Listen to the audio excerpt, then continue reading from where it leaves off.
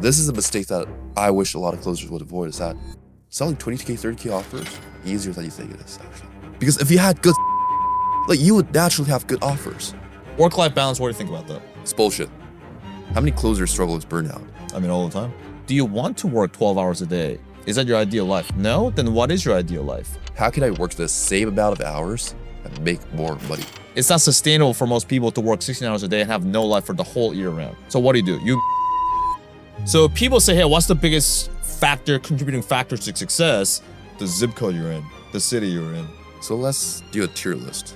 1, number 2. So if you want to make the most amount of money in sales, you do not live in actually. I hit my highest months there. Welcome to another episode of the Dynasty Podcast. I haven't done that intro in a while. I know.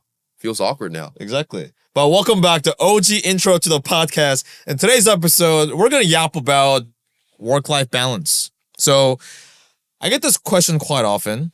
I'm sure you do too, which is, hey, so should I just grind it up for the entire year? How do I have a life? How do I structure my calendar, my life? What's the best city I should live in? All the kind of things. So we'll talk about that. So work-life balance, what do you think about that? It's bullshit.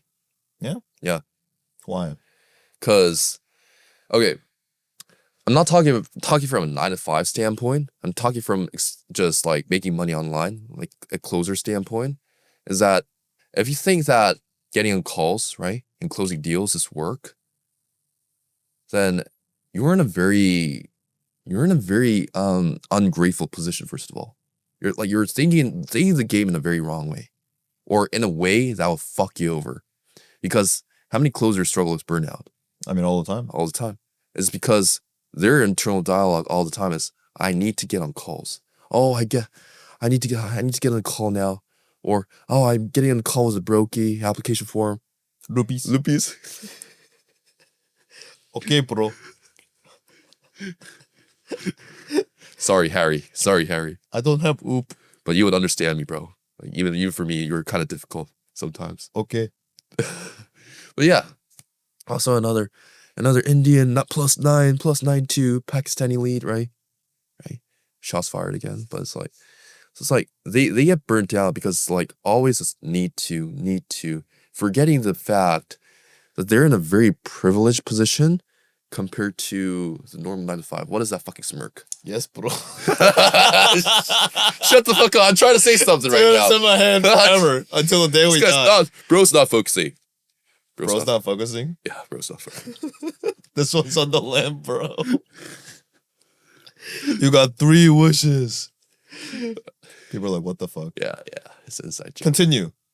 If you identify closing as work, then you're in the wrong game, basically. Because you decided to do closing.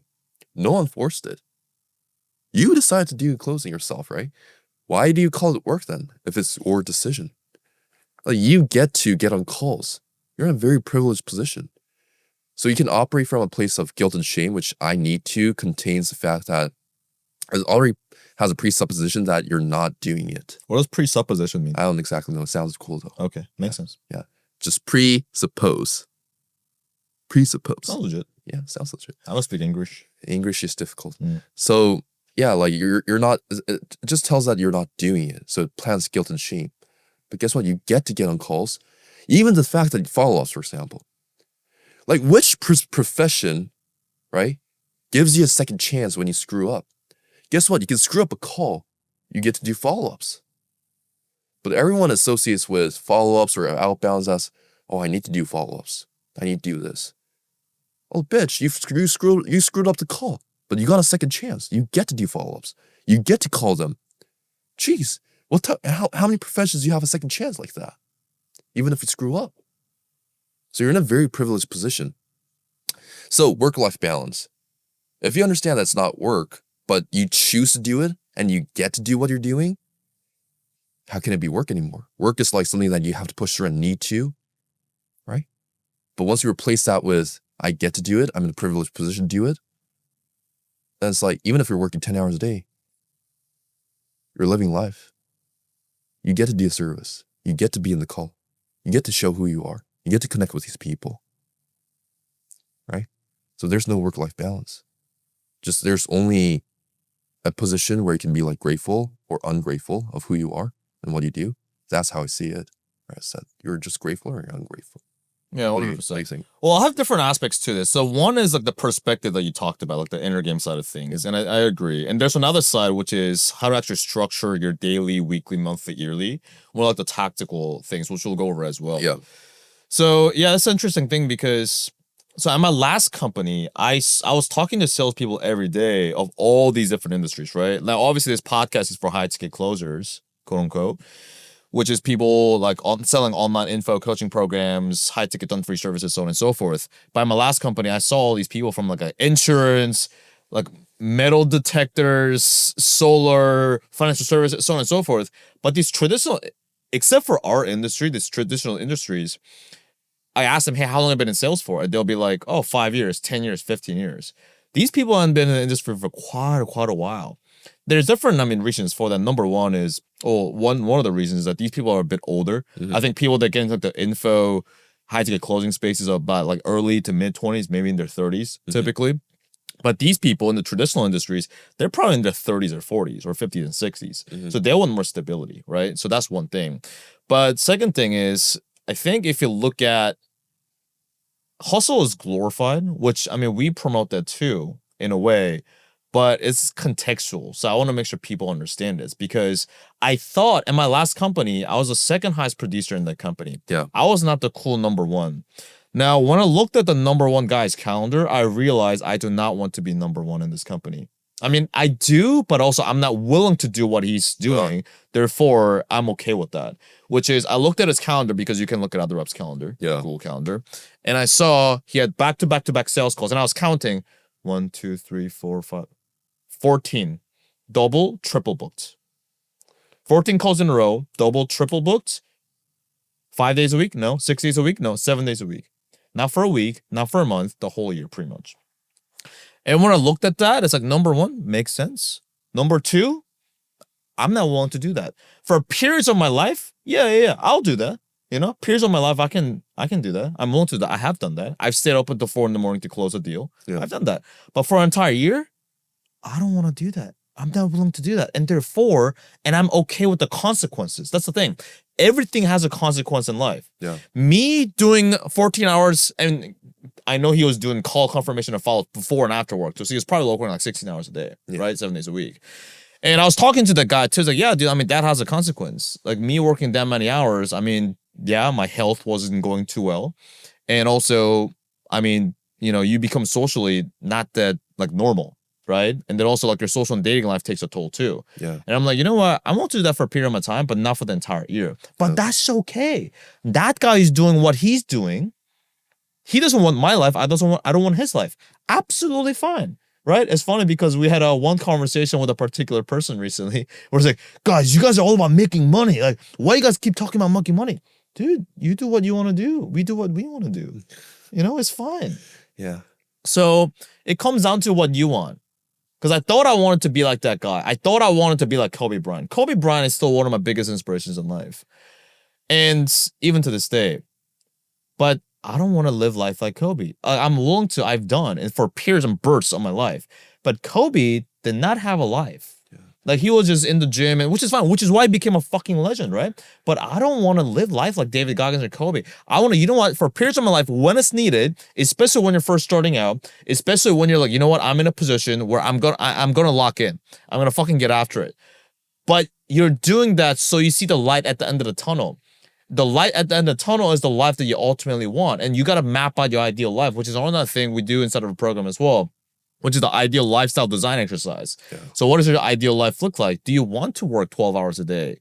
Is that your ideal life? No? Then what is your ideal life? Map it out. What city do you live in, right? So I've done this in some one-on-ones with our students as well. Yeah. So I have one student living in Canada, right? And I don't think anybody likes living in Canada, for different reasons. So Canadians are nice though. They always say sorry. Yeah, they are nice. But Canada, says like, yeah, I don't want to live in Canada. Okay, cool. Where do you want to live? I want to live in Miami. Fantastic, dude. What neighborhood? Never thought about that. If you thought about it, okay, this neighborhood. All right. What kind of building? What kind of high? I want to live in a high rise, nice view of the ocean. How much does that cost you? I don't know. Have you looked it up on the property website? No. Let's do it. Okay, 3K a month. And I want this, I want this, I want to go to these restaurants. You know what I mean? So you're mapping it out, and also more importantly, you're calculating how much that costs, right? And you don't stop there. You actually go live it, right? So you actually go live it. Another one of our students, Alex, as well. Alex has done that, right? So Alex, he was at the time making 3K a month. He got to 10, 15K a month in commissions now. Savage. And so what I had him do is, because a lot of people on a sales team got complacent, right? They're kind of like, they're fine making like 3 to 5 grand a month. You know, if they make 6 grand a month, it's like, oh, they're happy with that. But he, for some reason, wants you to do more. So, okay, dude, you're going to have a good reason for that. So map out your ideal life. Okay, I want to live in this kind of apartment, this kind of Mercedes car. So he actually went and did that for a day. There's an exercise I got from my former boss, Matt Ryder, when I was a sales sniper. Because I did that, right? I did my ideal life in Dubai for one day, and then I moved to Dubai, right? So it's like a trial life, so to say. And then he's like, okay, cool. He's like, dude, this is inspiring. This feels good. And then now I have something to look forward to. We always got to have something to look forward to. Otherwise, life kind of becomes kind of meaningless. It's like, why am I even doing this? That's when you quote unquote burn out, even though you may not be working that much, you know? But it's just like, it feels like burning out. It's more of a mental thing. You know what I mean? So, okay, he did that for a day. He's like, you know what? This is the life that I want. And then he got to 10, 15K a month, you know, on 2 to 4 book calls a day. Like, not that many book calls. But okay, cool. He did that. And then now he actually got that car that he wants. He actually won that from the company for like breaking all the records, but he still got that, right? Yeah. And he moved into a new apartment, so on and so forth. So yes, going back to that is having seasons, okay? So for most people, we're not David Goggins. Most of us are not Kobe Bryant. Most of us are not Hormozy.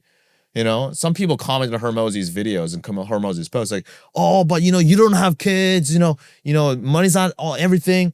Dude, that's what Hormozy fucking wants to do. Yeah. It's not something that he thinks he wants to do, not something some guru said he should do. It's like, no, he genuinely wants to do that. So be honest.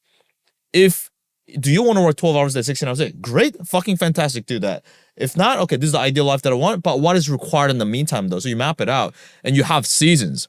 Most of us cannot, it's not sustainable for most people to work 16 hours a day and have no life for the whole year round. Yeah. It's not sustainable for most people. So what do? You map it out to seasons. How I break it down to is mainly 3 different categories. Yeah. Category number 1 is immersion. What is immersion? It's when you lock in. It's what the cool cats call monk mode.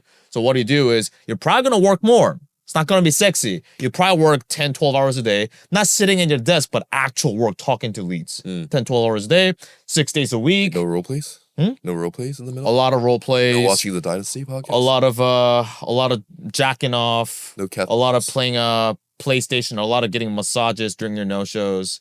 A lot of taking walks during your no-shows. Anyway. Massages during the no-shows. There we go. People do that actually, huh? Some people actually do that actually. So, okay, cool. So you map out, okay, actual work, 6 days a week, all right? And then you're probably not doing much social stuff, right? Maybe once a week you'll see your friends, or once a week maybe you kind of like have some human interaction. Otherwise you become kind of weird. But you do that for maybe 3 to 6 months out of the year. Another 3 months, you have maintenance. So in fitness and gym, you have maintenance, right? Maintenance, like you're not really trying to bulk up and grow your body. You're not trying to lose weight. You're not trying to lose fat. You're just maintaining. Right? So maybe you have that. Maybe you're working 5 to 6 days out of the week, maybe 40 to 50 hours a week. Okay? So maybe after work, you go hang out with your friends, maybe you have some hobbies, maybe you go on a date, so on and so forth. And then you'll have your chill mode. Yeah. Chill mode is maybe you go fuck off to Europe. Right? Maybe we do that in this summer, right? Yeah. So maybe you go to Marbella, maybe you go to Monaco, maybe you go to Eastern Europe, whatever it may be. So maybe you're working 20 to 30 hours a week, right? And so during that time, you go maybe traveling, you go do the things you want to do. Maybe you're going to go more dates and so on and so forth. But again, you got to be okay with the consequences, because if you're working less, obviously you're going to, like, your commissions are going to cut down. You know what I mean? So like I did that 1 year after I had my highest month. Okay, I did that. And then also I did the chill mode, which is, okay, I'm going back to Korea. I'm going back home. I want to eat good Korean food. I don't want to have to like just working all the time. I want to kind of explore and stuff like that. So I was working 20 hours a week. My commissions cut down. You know, I got down to like that month, I think my like 13K a month. So it wasn't like the 20 to 30, but I was like, I was enjoying it. I was having and exploring and enjoying my time. Yeah. So everything has a consequence. It's just, you got to be okay with the consequences. You don't have to be in monk mode if you don't want to, right? First of all. But it's like this, like you think about it for a second. So the reason why our students get really good is because they get to be in monk mode. Like they train the fuck up. They train the fuck up. We train the fuck up. It's like they have the right guidance and the right mentality and the right consistency at the same time. Like the 60 results that everyone wants It's coming from the unsexy work that you do on a daily basis, on a consistent basis. So, I mean, think about it, right? Like a lot of my students, they're pretty much newbies actually, newbie in sales, but they get good really quick, instead of dragging out for like 2 years, 3 years and making 2K a month each, right? They make that in like one sale, literally, after 2, 3 months, right? It's like the hustle, right? And hustle has a negative and glorified connotation at the same time, but like you get to hustle for 2, 3 months and you're getting very, very close to the life that you want because your skill set deserves a better opportunity and better income. How much your life would be different, really? You just have to, you just get to just work for 2 months, 3 months, actually train the fuck up, actually do the right thing on a consistent basis, not lying to yourself, being honest with yourself, right? Looking in the mirror and be like, I know exactly what I need to do to hit 10K, 20, 30K a month. And guess what? It'll happen. But seasons, yes. I like to think of it from a career development standpoint, is that, so let's say like you're an offer, like you're selling for like 5K offer, and you're doing it for 3 months, and then you're crushing it, right? And you want to go into maintenance mode. Then I think a good perspective that you want to have is thinking, okay, how can I work the same amount of hours and make more money? Why? Because I deserve more. Why? Because I know if there are people that are working like selling like 10K, 20K, 30K offers, it's like your perspective is like, I choose to do that then. So you can go into maintenance mode, but while you're doing that, is you can go to optimization mode, which is what can I do to make the most amount of money while working the same hours or even working less hours. So you can look at it from a career development standpoint now. It's because you know you've done the hard work already. You know you kind of paid your dues, right? You know you got to already hustle. You decided to do it. So you're like, you know you're better. You know your self-worth. You know how much value you provide in the marketplace. And you know that you're a rare breed in this marketplace. So you know you deserve more success. Because the reason why people settle for shitty offers is because they deep down know they have shitty skill set. So they don't want their shitty skill set to be exposed when they get a really good offer. Because why? It strips them off from the excuse that's it's my offer. No. Because if you had good skill sets and if you had good, like you would naturally have good offers. Hey Jude, hey Jude, I just need better offers. Okay, why are you a good offer? If you already had good skill set, you would already be at a good offer. So why are we having this conversation here right now that you need better offers? No, your skill set sucks. And why does your skill set suck? Because you have shitty standards. Why do you have shitty standards? Is because everything is just a work. It's just everything needs to be pushed through. So it's like you never take it seriously. You have a distorted self-image of who you are. Is that you can never surpass your self-image, right? Cliche as sounds like, but cliche is cliche for a reason. Is that if your self-image is at the end of the day, it's like, I'm a 5K a month guy. And you want to make 10K a month? It's a fucking lottery. It's like you're gambling over your career. You have a 2K a month skill set and 2K a month standard, and you expect a 20K a month offer to happen to you, and you think it's an offer issue? Shut the fuck up, right? Anyways, going back to the career development side again, is while you're optimizing, right, you can think of, oh, maybe I can take a part-time offer for a really good, like 20K, 30K, selling 20K, 30K offers, and do that as well. That's what I've done differently in my life, by the way, because for me, I glorify the hustle. Yeah, same. Yeah, it's like, so for me, if I get a objectionless PIF, right, of course I pre-handle, but if I get like a PIF where it's like a guy comes in and like be like, hey, okay, 5 minutes in, he wants to give my credit card. And I know that marketing did all the effort, not me. I felt bad. Oh, it doesn't count. Yeah, it doesn't count. I was like, it doesn't count. It's like I need to objection handle like where I need to prevent sexy reframes or whatever, right? But if a person comes to like objectionless sale for 5 minutes, I'm like, I don't say I deserve this. That's a fucked up mentality. That's why I fucked up my career a lot of times, because instead of going the easy route, right? The easy route where I can sell like 20, 30K, 50K offers, I was like, but I just want to be good. And that was the justification I told myself. So I was making good money, right? I was making 18 to 22K a month consistently, but I had to push through. You're selling cheap offers, man. I sold a lot of cheap offers. Like 3K, 4K, 3K, 4K, 5K. Yeah, like so It's like I could have made my career way easier than it If is. you just sold like 10K, 15, 20K. Yeah. So I mean, Let's say with me too. It's a bullshit thing, right? It's like I could have made 50K a month. It's just bullshit. It's like this is a mistake that I wish a lot of closers would avoid. Is that know that you can make 20, 30K a month, even 50K a month. Really, if you know that you can sell 3K, 5K offers, selling 20K, 30K offers, easier than you think it is actually. Yeah, but unearned entitlement is bullshit. It's just princess closer behavior. Exactly. Like ego without a proof of concept is just fucking ego. Ego with proof of concept is confidence, isn't it? Ego and confidence, just like one difference. And you can find confidence within you, right? And that needs to be the foundation. But yeah, like you have to be honest with who you can become, at the same time honest with where you're at right now. Yeah. And change the perspective of I need to get there to I get to be the person if I just do a little bit of work. That's it. Your competition is bullshit. I want to ask you, it's like before, so the students that come in your program, right? Before they get mentored by you, how hard do they actually train before they actually train with you? No, they don't. Yeah, I mean, they don't. Number one is we've been talking a lot about this skill set aspect because we thought mindset was bullshit.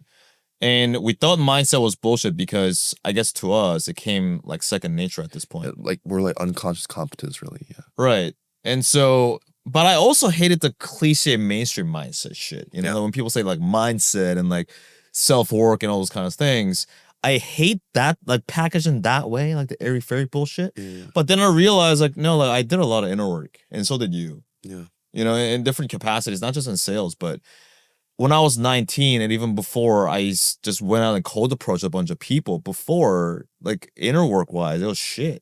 Like when somebody gave me like, oh, you know, like I don't want to talk or whatever it may be, like that hurt me a lot. Yeah. But I mean, it's still a work in progress, but these days, it's almost like we had that one incident with that one person where they were just lashing out and like screaming and all those kind of things and saying like, oh, you guys want all the money, like just being super triggered. But neither Very of us were, assumptive as well. huh? Very assumptive as well. Very something. Hey, you guys just want all money. Like, you guys, you know, how about you become sympathetic and empathetic to our clients, bro? I'm like, do you know what kind of messages I send to my clients? Do you know what kind of messages they send me? But anyways, I didn't even say that because at this point, I just want the mental peace. Anyways, the whole point is that we were not emotionally triggered at all.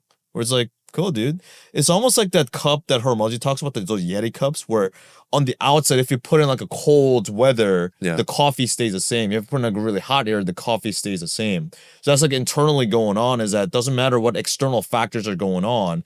If internally it can just, like, it's not about the external stimulus that's the issue. It's about how we respond to it. That becomes an issue or not an issue, depending on how you look at it, right? So people say comparison is a thief of joy. A lot of people say that. Or I'll disagree. I would say comparison is a thief of joy. If you look at it like, if you respond to it like it's a thief of joy, then it'll become a thief of joy.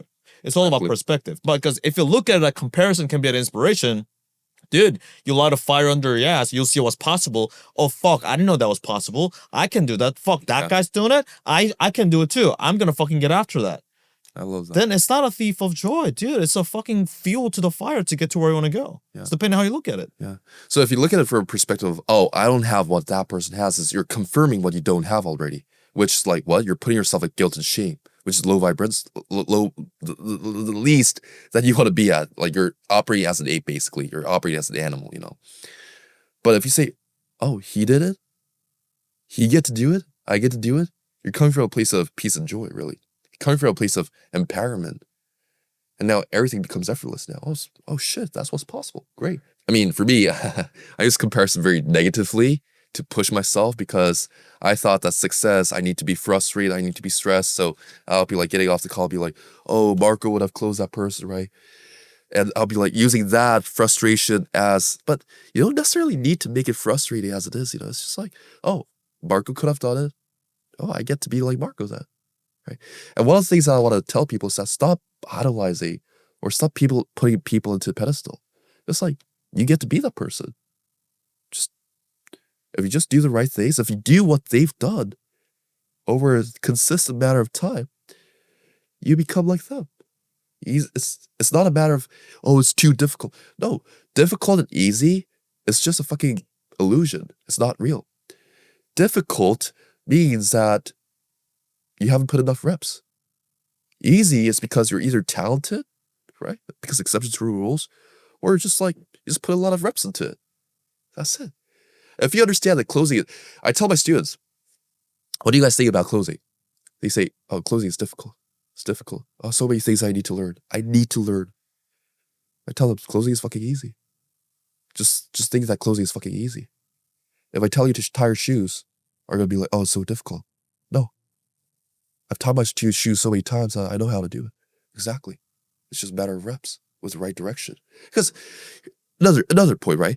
You can put in the number of reps. Like, this is what I'm really kind of like, it pains me to see, is that I see people that actually legitimately put in the reps. But they got the wrong guidance. So they're putting the reps in the wrong guidance. Like, you're working out, but you're working on the wrong form, and then you get like injured, you know? Like, so that can happen. So you got to make sure that you find the right guidance with the right direction, with the right strategy, with the right consistency. Very, very difficult for you to fail. Like, it's impossible. How? You only need half a brain, okay? Half a brain, delusional level of truth, and confidence, right? Half a brain, work ethic, consistency, and what? The right strategy. That's all you need to be successful. Like, it's easy. It's easy. It's simple. Change is fucking easy, right? I want to talk about because we're talking about external and internal, right? But I mean, why not put ourselves in the best position possible, right? Which country, which city do you think closers can make the most out of, in your opinion? Oh yeah, environment is also a huge factor. Like Yeah. geographical location. No one really talks about this. I don't know why, but depending on, so Hormozy said this too. So people say, hey, what's the biggest contributing factor to success? And people are like, oh, it's your work ethic, and it's your mentor. Yeah, those play a part. But there was like some study apparently, which is the zip code you're in, Yeah. the city you're in. That alone can change a lot of fucking things. Should we do like the offer The tier chart? list. Yeah, the tier I was list. thinking about that, and I'm too fucking lazy. So Well, we'll just create a tier list right now. okay, cool. Editing team, we'll just look a tier list. Okay. So what are the common destinations for closure? Let's look at it, right? 1, Bali, which we're in. Yeah. Number 2, Thailand. Yeah. Colombia. Everybody goes there. Yeah. Miami. And maybe some random fucking places. Yeah, Mexico. Maybe Mexico. Are there closers in Dubai, by the way?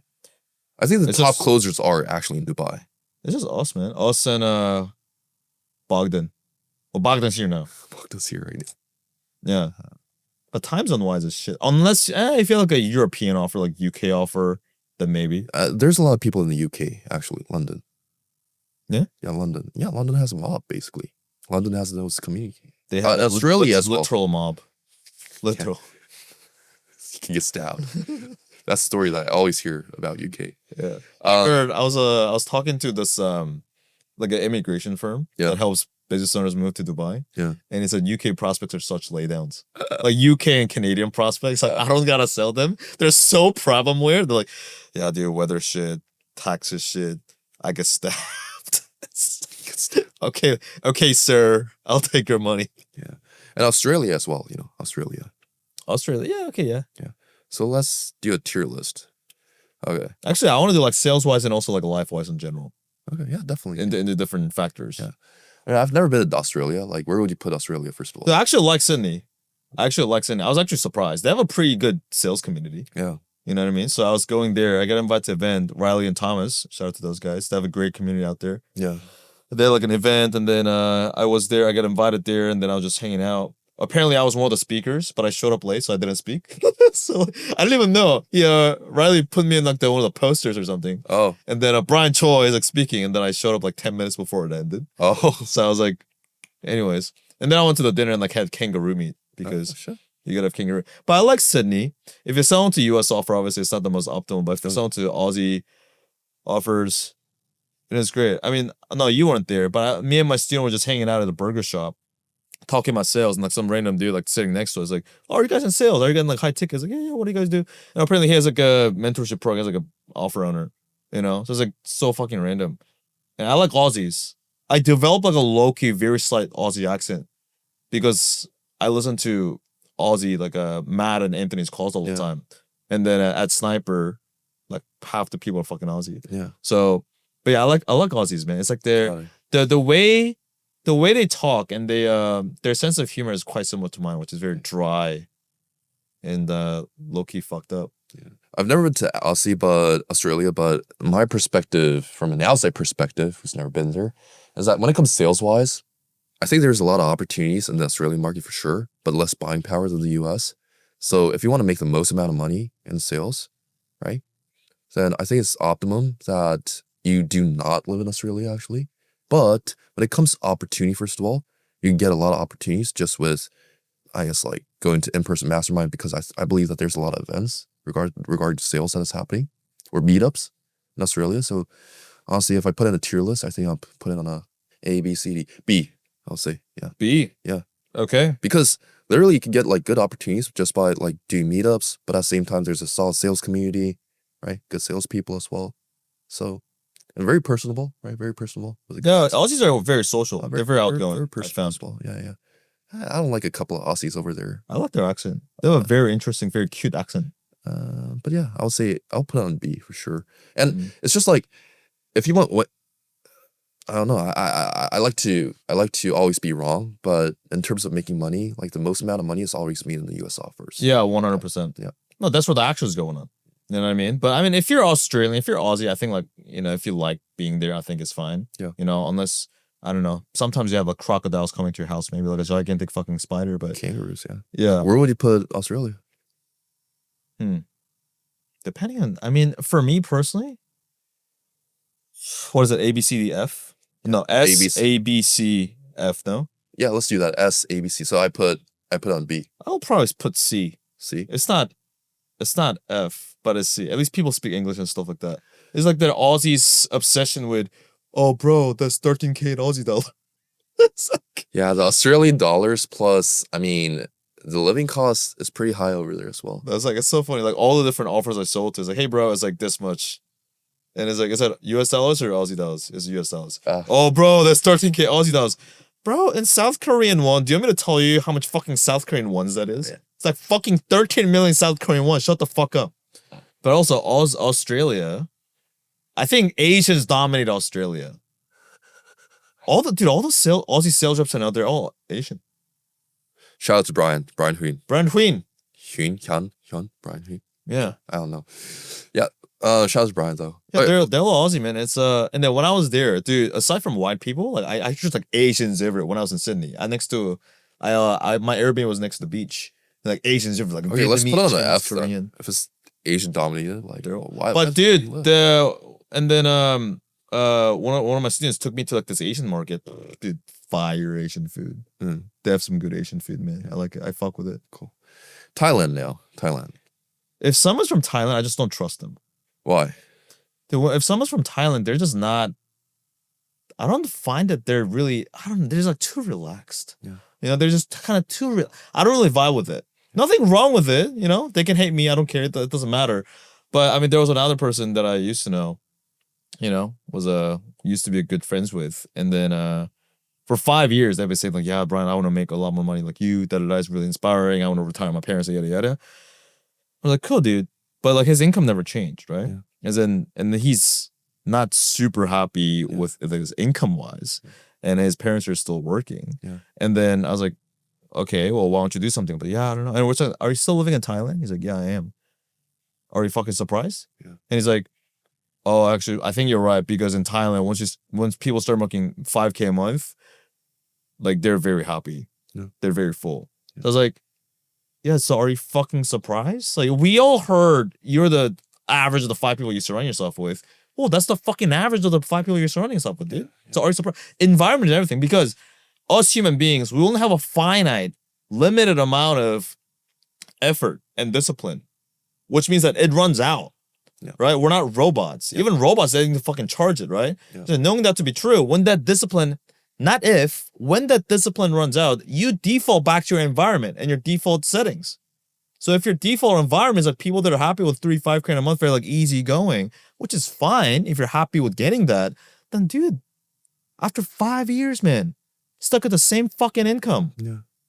Yeah, I agree with you. Like the common theme was Thailand closers.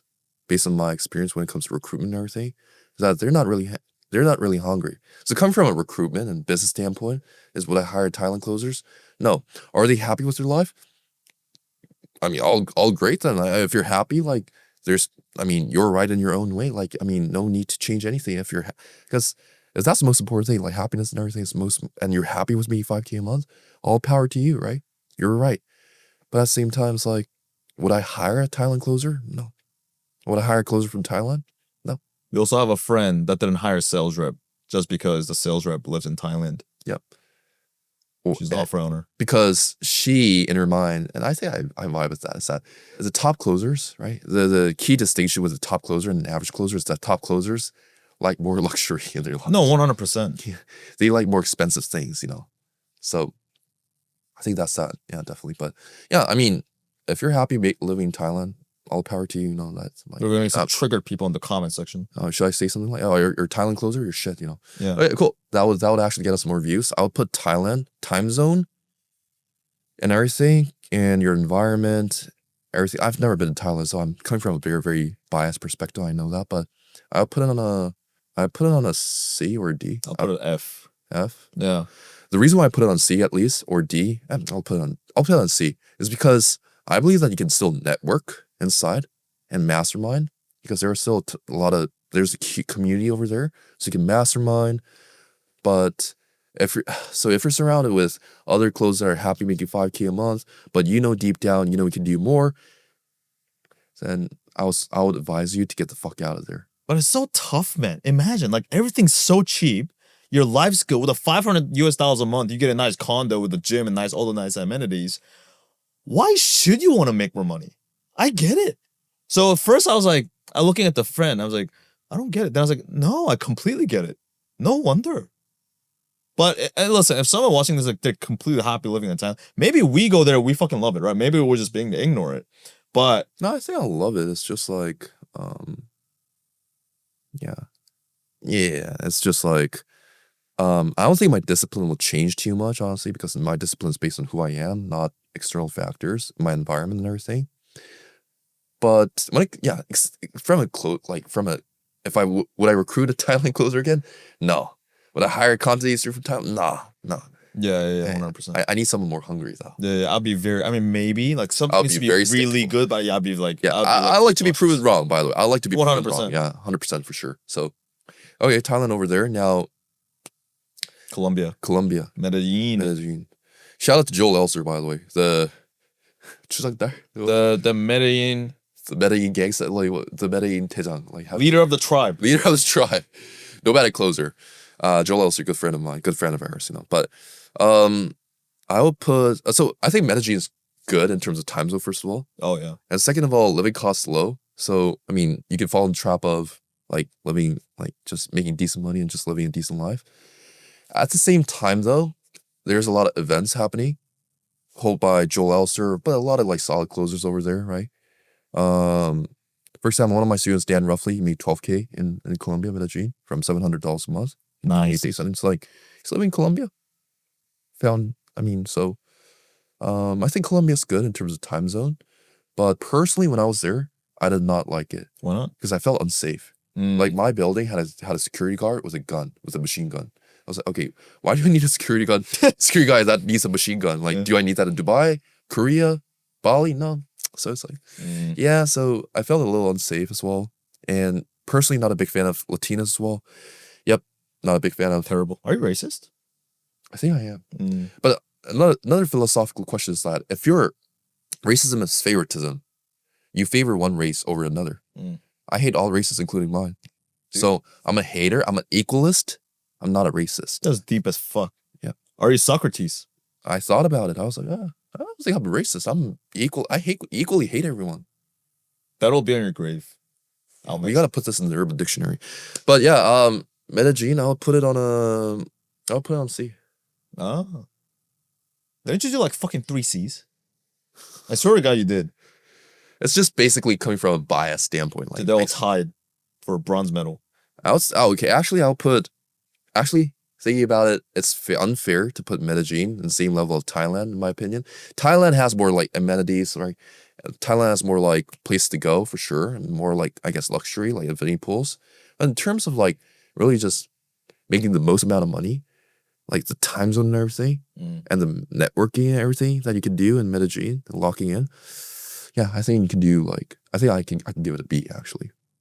B? Yeah, Medellin? same as Australia. Yeah. Okay. Yeah. Makes sense. What about you? Well, I was in Medellin too. Oh yeah. And people may kind of like US and Canadian people might kind of like the time zone. Like what's that? Like they may not register it because they're so used to having like just being in that time zone. Yeah. But for everybody else that's not in the time zone, it's such a fucking game changer. Yeah. My God. Because granted, before we were selling in Korea. Yeah. So I was doing the morning times, you were doing like the evening times, right? Because I couldn't do the fucking evening shit. 10 p.m. to 8 a.m. You're doing 10 p.m. to 8 a.m. I was doing from like 3 a.m. to 1 p.m. Right? So doing that every day. I mean, don't get me wrong, we fucking sucked it up because we're not gonna bitch about it. Yeah. Right? But just having like a normal time. People kind of laugh, right? And my last company is like, they just kind of laugh when I talked about this. Yeah, just like living in a normal time zone. They're like, what? Yeah, it's a fucking huge difference, right? It is. So being in Medellin, is it Medellin or Medellin? I don't know. Some people say Medellin. It's like there's no J, there's no Z. I was told it's Medellin. So, I mean, different girls correct me in different ways, though. Like some say it's Medellin, some say it's Medellin. Or they're racist. Or maybe they're just dumb.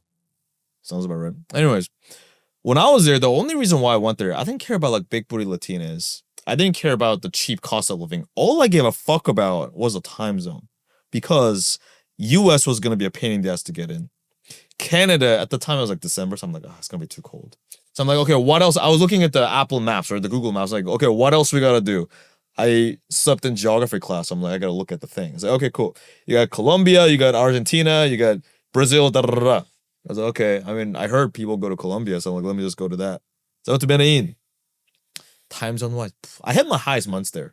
Just because the time zone is normal. Yeah, it's a whole different thing where it's like, oh, my day is done at 8 a.m. It's like, oh, like now everyone's going to work.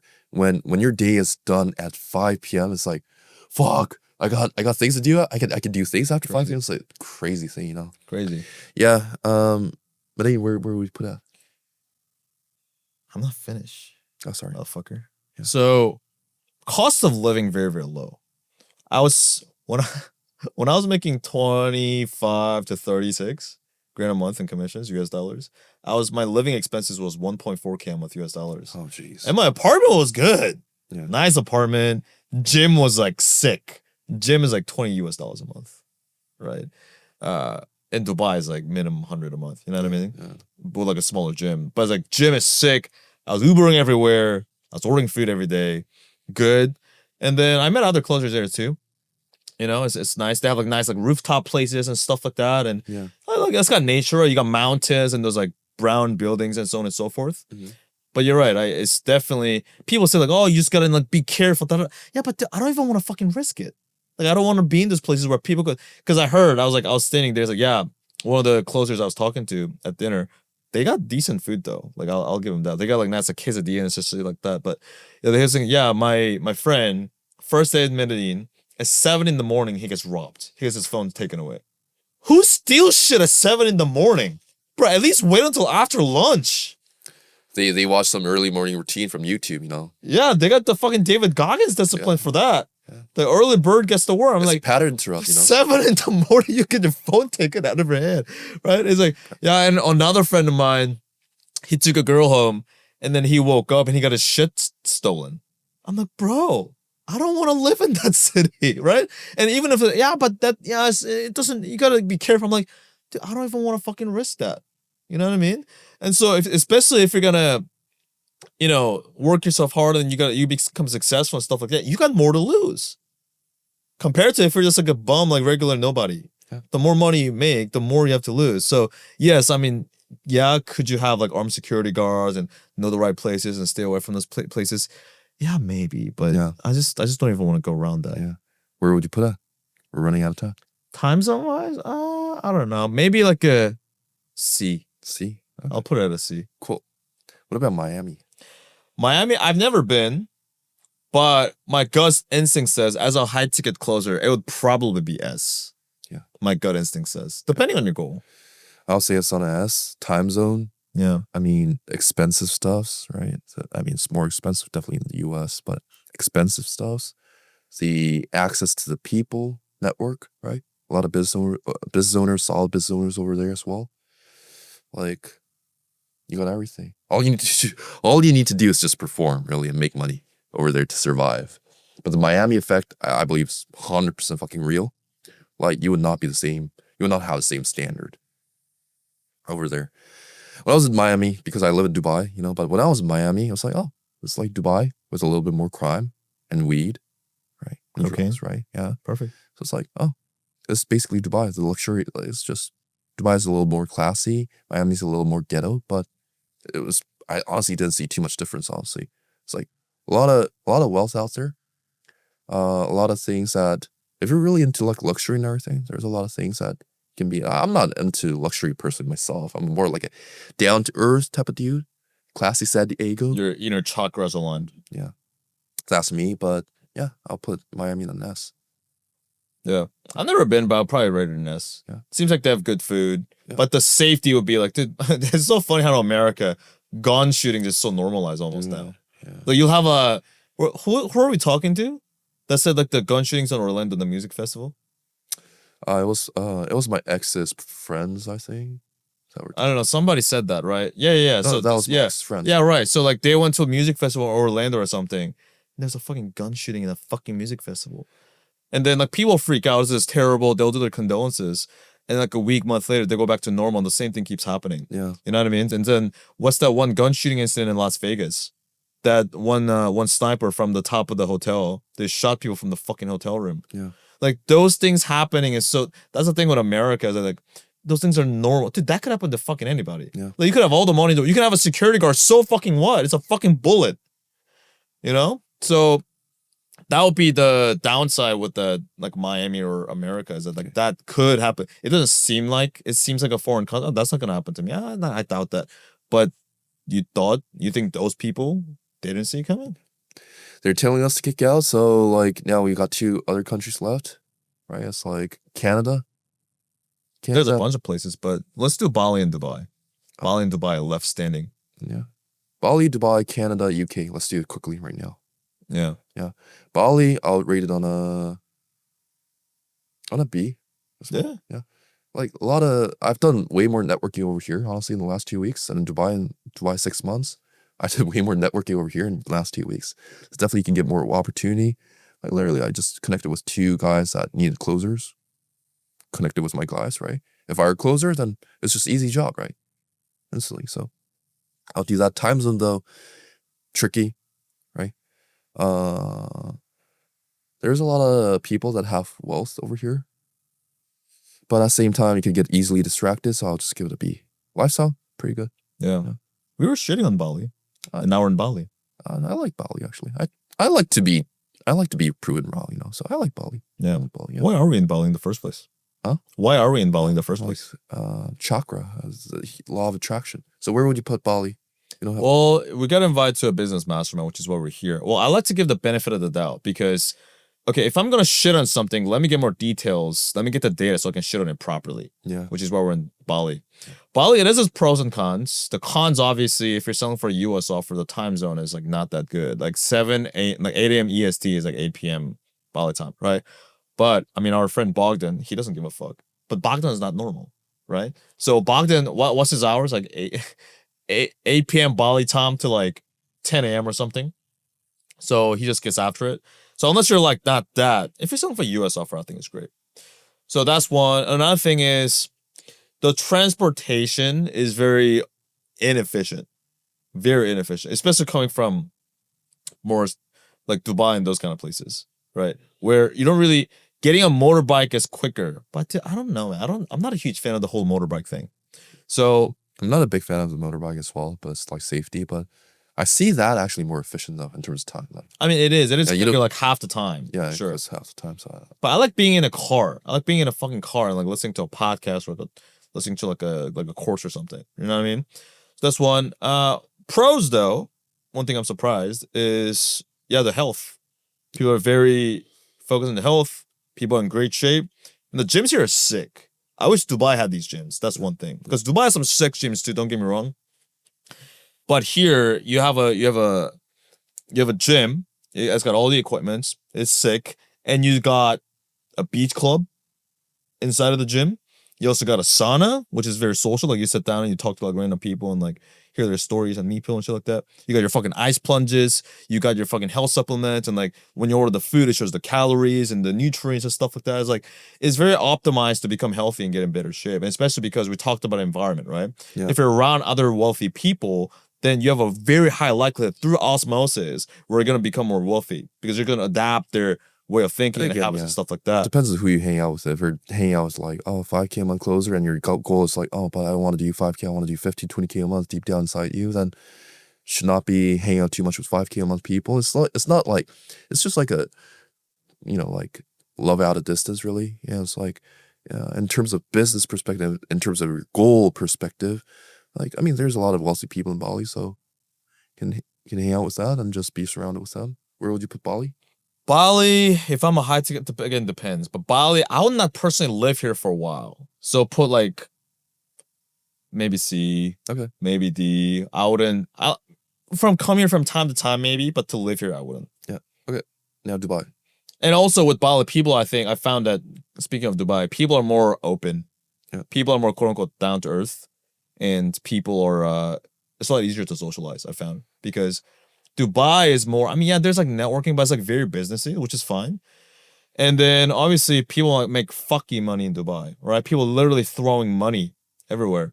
But what I also found with Dubai is that it can feel a bit stark, almost. Yeah. So I see the difference for sure with like Bali, like people like easier to socialize and stuff like that, and people are more open. Where in Dubai, it's kind of like people kind of like doing their own thing, which is fine. But Dubai right now, that'll probably just be my home base for all those different reasons. It just makes you hungry. The buildings and the venues are sick. You know what I mean? You go to like a dope infinity pool. The steak's great. It has its cons too. Like traffic can be shit. Air quality not the best. If you're taking US calls, time zone's not the best. You're gonna stay up a bit late. It's not terrible, but it's not the most ideal either.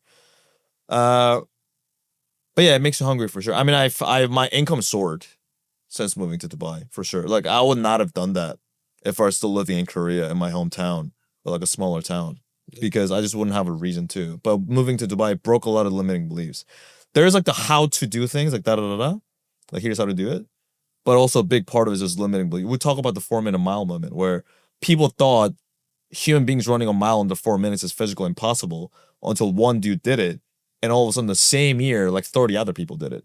It's not that human beings all of a sudden developed these magical superpower abilities. It's just that, oh, I didn't think that was possible. Now it's possible. And the thing about Dubai is it broke. I mean, I'm in Bali, I had that too, to be fair. But in Dubai, I was when I had first of this moments and my income just soared. Because it's like, oh shit, more money to be made. I want to do doper shit. I want to get it. I want to be on that yacht. And then you go on a yacht one time, it's like, fuck, I want to keep doing that. Yeah. What about you? A+. Yep, same. You gotta get out. A+. All right. So if you want to see more, if you can go to the first links in the description box below, I'm going to link my channel. I'm going to link Jun's channel to get more tactical, more in-depth step-by-step videos. Let's go make some money. Talk soon. Ciao.